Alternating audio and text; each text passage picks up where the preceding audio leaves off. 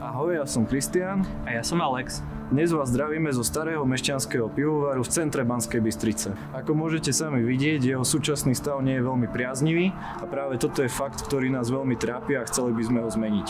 Rozhodli sme sa preto zorganizovať tú výstavu súčasného umenia, kde dáme priestor lokálnym umelcom. Chceme tam vytvoriť také týždenné sympózium, kedy si pozveme vybratých umelcov, ktorí s nami budú spolupracovať.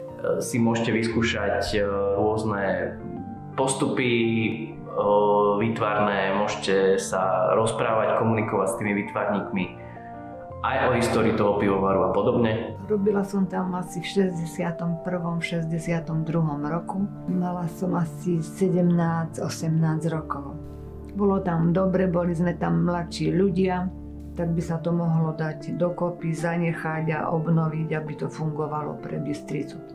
Aby sa všetko v Banskej Bystrici nelikvidovalo, ale aby sa to obnovovalo. Túto výstavu však nedokážeme zorganizovať bez vašej pomoci a preto sme uskutočnili verejnú zbierku na portáli Donio.